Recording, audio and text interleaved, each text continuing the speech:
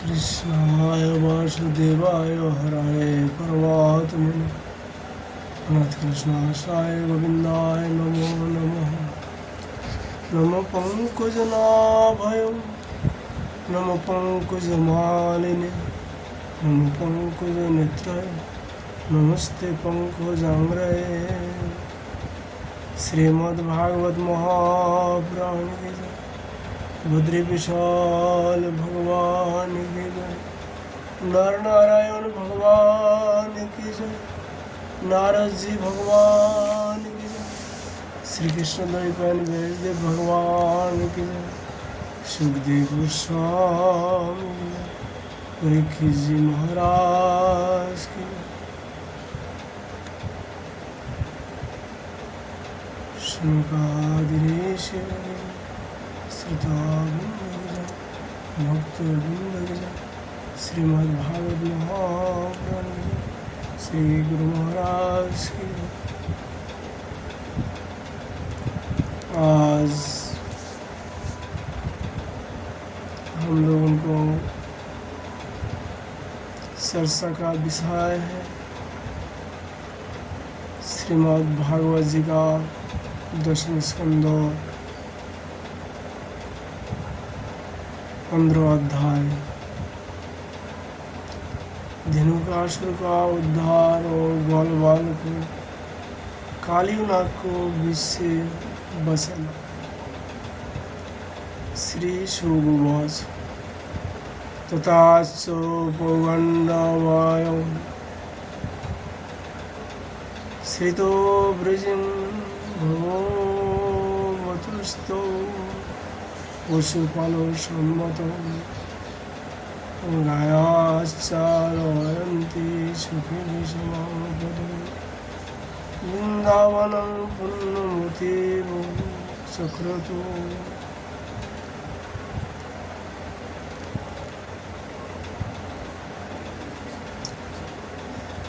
सुखदेव गोस्वामी जी राजा परीक्षित से कहा, परीक्षित, जब बलराम और श्री कृष्ण ने पौगंड अवस्था में अर्थात 6ठे वर्ष में प्रवेश किया था, अब उन्हें गौए चराने की स्वीकृति मिल गई। वे अपने सखा ग्वाल बालों के साथ गौए चराते हुए वृंदावन में जाते और अपने चरण से वृंदावन को अत्यंत पावन करते।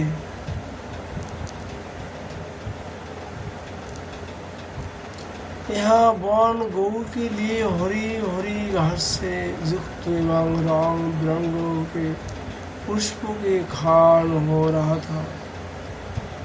आगे आगे गोए उनके पीछे पीछे बांसुरी बजाते हुए श्याम सुंदर तुरंत और बलराम और फिर श्री कृष्ण के जशोदा गान करते हुए ग्वाल बाल इस प्रकार विहार करने के लिए उन्होंने उस वन में प्रवेश किया। उस वन में कोई तो भौरे बड़ी मधुर गुंजान का गाते, कोई झुंड के झुंड हरिण चौकरी भर रहे थे और कोई सुंदर सुंदर पक्षी चहक रहे थे। बड़े ही सुंदर सुंदर सरोवर थे जिनका जल महात्माओं के हृदय के समान स्वच्छ और निर्मल था। उनमें खिले हुए कमलों के गुण सौरभ से सुवासित होकर शीतल मंद सुगंध वायु उस वन की सेवा कर रहे थे। इतना मनोहर था वह वन की उसी देखकर भगवान ने मान ही मान उसमें विहार करने का संकल्प किया। पुरुषोत्तम भगवान ने देखा कि बड़े बड़े वृक्षों फल और फूलों के भार से झुककर अपने डालियों और नूतन कपलों की लालिमा से उनके चरणों का स्पर्श कर रहा है। तब उन्होंने बड़े आनंद से खुश मुस्कुराते हुए से अपने बड़े भाई बलराम जी से कहा,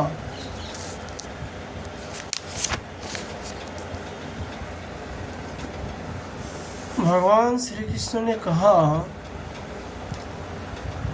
देव शिरोमणि, ये तो बड़े बड़े देवता आपके चरण कमल की पूजा करते हैं, परंतु देखिए तो यह वृक्ष भी आपने डाली से सुंदर पुष्प और फलों की सामग्री लेकर आपके चरणों कमल से झुक रहे हैं, नमस्कार कर रहे, क्यों ना हो।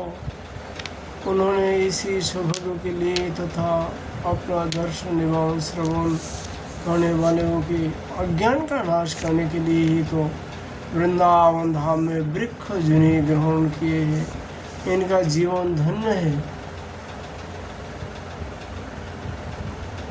आदि पुरुष जब भी आप इस वृंदावन में अपने औषध रूप को छिपाकर बालकों की सी लीला कर रहे हैं, फिर भी आपके श्रेष्ठ भक्त मुनिगण अपने इष्ट देव को पहचान कर यहाँ भी प्राय भोर के रूप में आपके भुवन पावन जश का निरंतर गान करते हुए आपके भजन में लगे रहते हैं। वे एक क्षण के लिए भी आपको नहीं छोड़ना चाहते। भाई जी, वास्तव में आप ही स्तुति करने योग्य है। देखिए, आपको अपने घर आया देख ये मोर आपके दर्शन से आनंदित होकर नाच रहे। हरिणिया वृक्ष मृगनयनी गोपियों की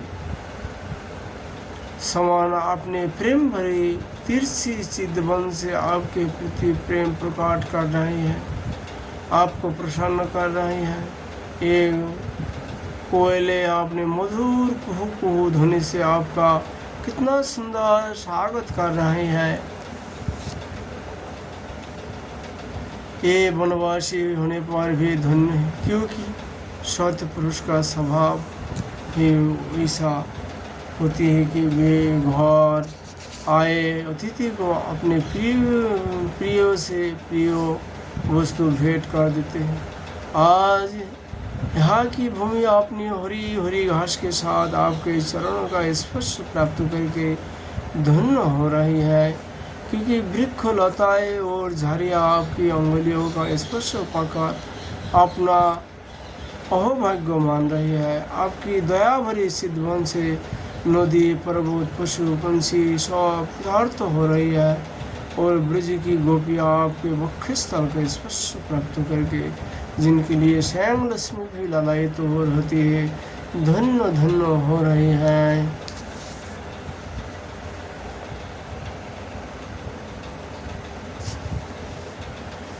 सुगोपाल एवं वृंदावनं श्रीमती कृष्ण प्रीतो मनः पशून् रेमे संचार चन्नेन्द्रो षडीन्द्रो दस्यु सानुगो। श्री सुखदेव जी कहते, परीक्षित, इस प्रकार परम सुंदर वृंदावन को देखकर भगवान श्री कृष्ण बहुत ही आनंदित हुए।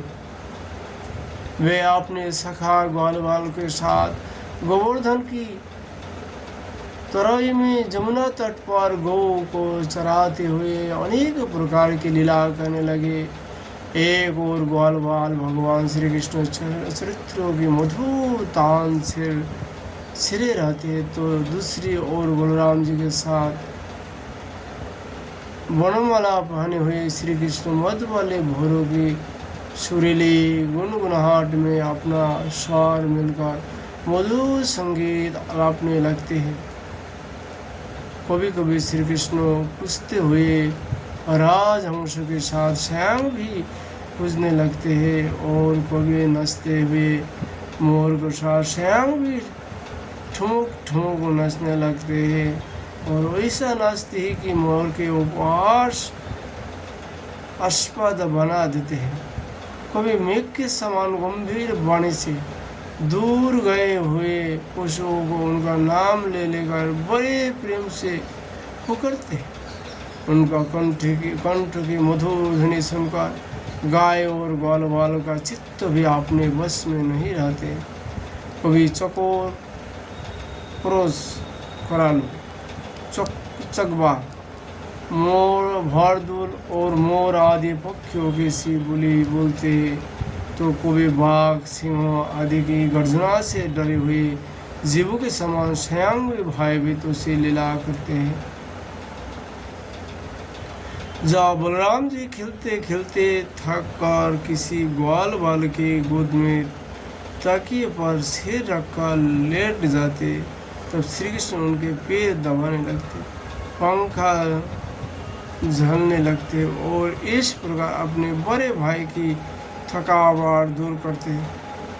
जब ग्वाल बाल नाचने लगे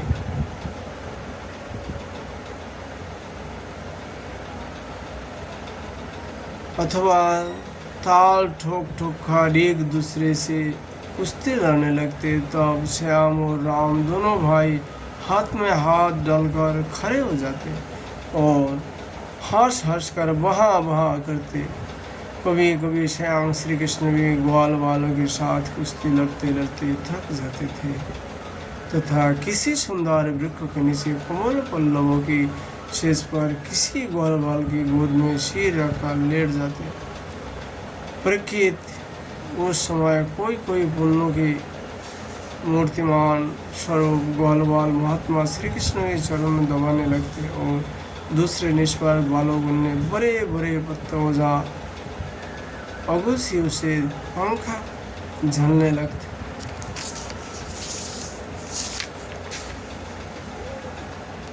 किसी किसी के हृदय में प्रेम की धारा उमड़ आती तो वह धीरे धीरे उदार शिरोमणि परम मनुष्य श्री कृष्ण की लीलाओं के अनुरूप उनके मन को प्रिय लगने वाले मनोहर गीत गाने लगता।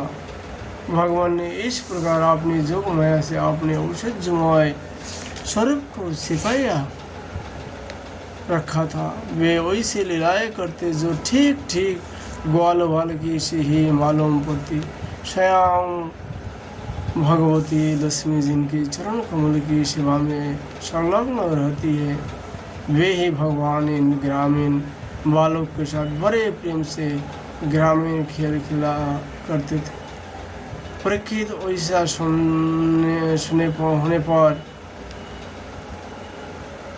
ऐसा होने पर भी कभी कभी उनकी उचित जुम्मे लीलाएं भी प्रकट हो जाता करती। बलराम जी और श्री कृष्ण के सखाओं में एक प्रधान गोप बालक थे, श्रीदामा। एक दिन उन्होंने तथा सुबाल और स्तक कृष्ण, छोटे कृष्ण आदि ग्वाल बाल ने श्याम और राम से बड़े प्रेम के साथ कहा, हम लोगों को सर्वदा सुख पहुँचाने वाले बलराम जी, आपके बाहुबल की तो कोई था ही नहीं है।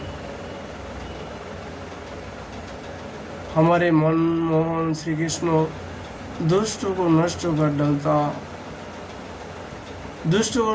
डालना तो तुम्हारा स्वभाव ही है। यहाँ से थोड़ी ही दूर पर एक बड़ा भारी वन है, बस उसमें पात के पात तार के वृक्ष भरे पड़े हैं। वहाँ बहुत से तार के फल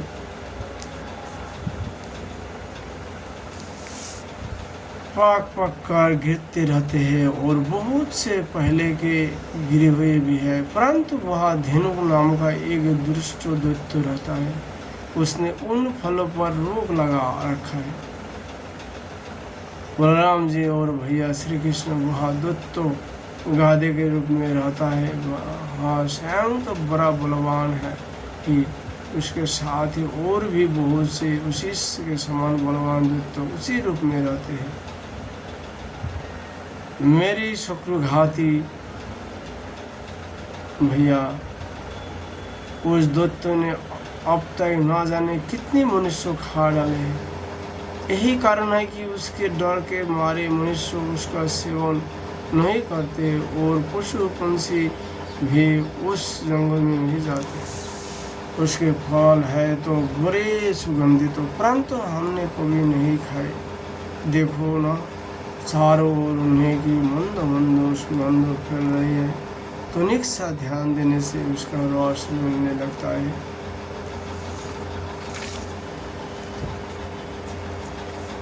श्री कृष्ण उनकी सुगंध से हमारा मन मोहित हो गया है और उन्होंने पाने के लिए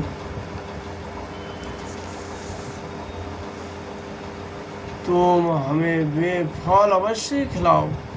दाऊ दादा, हमें उन फलों की बड़ी उत्कट अभिलाषा है। आपको रुचि तो वहाँ अवश्य चलिए। आपने सखा ग्वालवाल की यह बात सुनकर भगवान श्री कृष्ण और बलराम जी दोनों हंसे और फिर उन्हें प्रसन्न करने के लिए उनके साथ तालवन के लिए चल पड़े। उस वन में पहुंचकर बलराम जी ने अपने बहुत से उन तार के पेड़ों की पकड़ लिया और मौत वाले हाथियों के बच्चे के समान उन्हें बड़े जोर से हिलाकर बहुत से फल नीचे गिराई दिया। जब कंधे के गधे के रूप में रहने वाले दैत्यों ने फलों के गिरने का शब्द सुना तो वह पर्वतों के साथ सारी पृथ्वी को कपाते हुआ उनका ओर दौड़ा। वह बड़ा बलवान था। उसने बड़े वेग से बलराम जी के सामने आकर अपने पिछले पैर से उनकी छाती में दुलत्ती मारी और इसके बाद वह दुष्ट बड़े जोर से रेखता हुआ वहाँ से हट गया। राजन वह गधा क्रोध में भरकर फिर रेखता हुआ दूसरी बार बलराम जी के पास पहुंचा और उनकी ओर पीट करके फिर बड़े क्रोध से अपने पिछले पैरों की दुलत्ती चलाई। बलराम जी ने अपने एक ही हाथ में उसके दोनों पैर पकड़ लिया और उसे आकाश में घुमाकर एक तार के पैर पर दे मारा। घुमाते समय ही उस गधे के प्राण खीरो उड़ गई थी। उसके गिरने की चोट से वह महान तार का वृक्ष जिसका ऊपरी भाग बहुत विशाल था स्वयं तो तरतरा कर गिरी ही पड़ा। सटे हुए दूसरे वृक्षों को भी उसने तोड़ डाला। उसने तीसरे ने चौथे को इस प्रकार एक दूसरे को गिरते हुए बहुत से ताल वृक्ष गिर पड़े। बलराम जी के लिए तो यह एक खेल था, परंतु उनके द्वारा फेंके हुए गधे के छुरे से चोट खा कर वह सब के सब तार हिल गए। वैसा जान पड़ा मानो सबको झंझावात ने झकझोर दिया हो।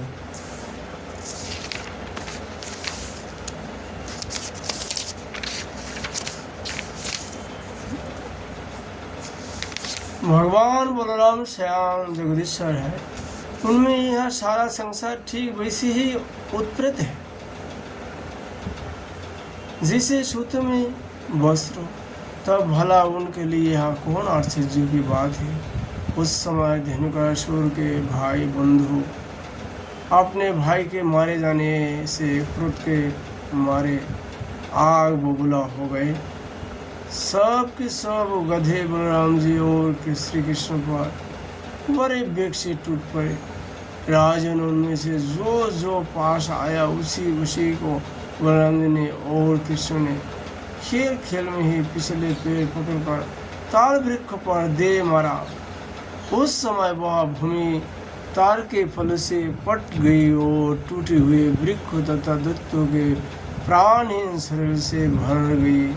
जैसे बादल से आकाश ढक गया हो उसी भूमि का वैसे ही शोभा होने लगी।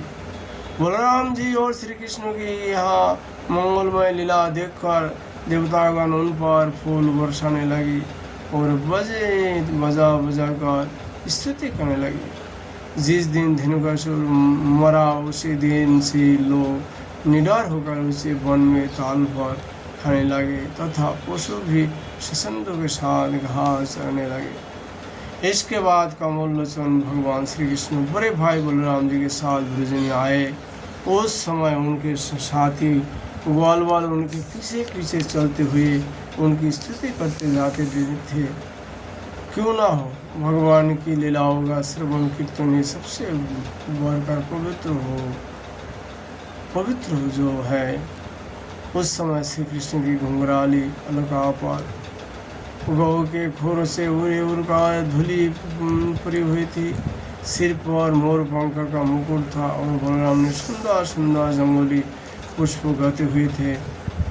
उनके नेत्र में मधुर चिदभान और मुख पर मनोहर मुस्कान थी। वे मधुर मधुर मुरली बजा रहे थे और साथ ही ग्वाल उनकी ललित कीर्तिका गान कर रहे थे। वंशी की ध्वनि सुनकर बहुत सी गोपियाँ एक साथ ही ब्रज में बहाव निकाल आई। उनकी आँख हो न जाने कब से श्री कृष्ण दर्शन के लिए तरस रही थी।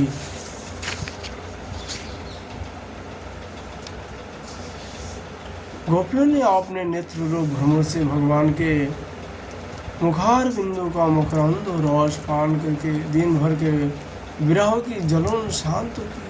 और भगवान ने भी उनकी ताज भरी हंसी तथा विनय से युक्त प्रेम भरी तिरछी चितवन का सत्कार स्वीकार करके ब्रज में प्रवेश किया।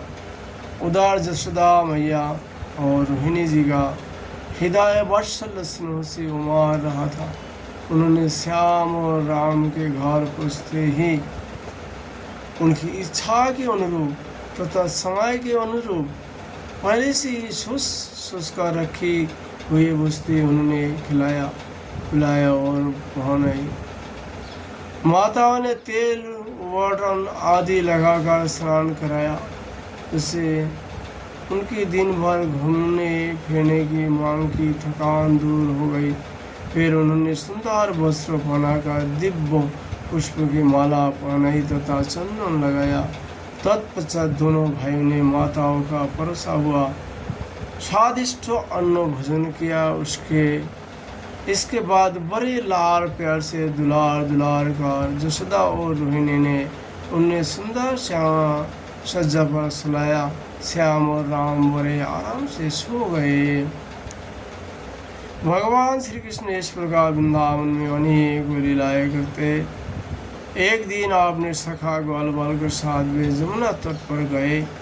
राजन उस दिन बलराम जी उसके साथ नहीं थे। उस समय जेठ आषाढ़ के घाम से गोए और ग्वाल अत्यंत पीड़ित हो रहे थे। पैर से उनका कष्ट सूख रहा था, इसलिए उन्होंने जमुना जी का विशाला जल पी लिया। परीक्षित होनहार के बाद उन्होंने इस बात का ध्यान ही नहीं रहा था। उस विशाले जल के पीते ही सब गोए और ग्वाल प्राणहीन होकर जमुना जी के तट पर गिर पड़े। उन्होंने उस अवस्था में देखकर जोगेश्वरों के भी ईश्वर भगवान श्री कृष्ण अपने अमृत बरसाने वाले दृष्टि से उन्हें जीवित कर दिया। उनके स्वामी और सर्वसाथी एकमात्र श्री कृष्ण ही थे। परीक्षित चेतना आने पर वे सब जमुना जी के तट पर उठे खड़े हुए और आश्चर्यचकित होकर एक दूसरे की ओर देखने लगी।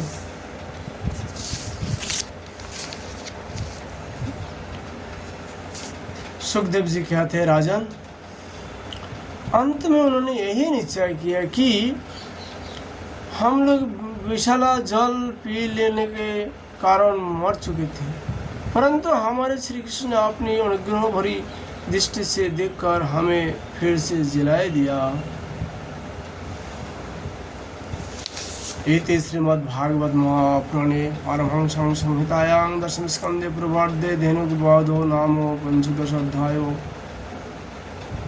आज हम लोग भागवत जी का चर्चा यही विश्राम करता हूँ। राधा माधव जी का कृपा होने पर फिर हम लोग दूसरी लीला में प्रवेश करेंगे। राधे राधे।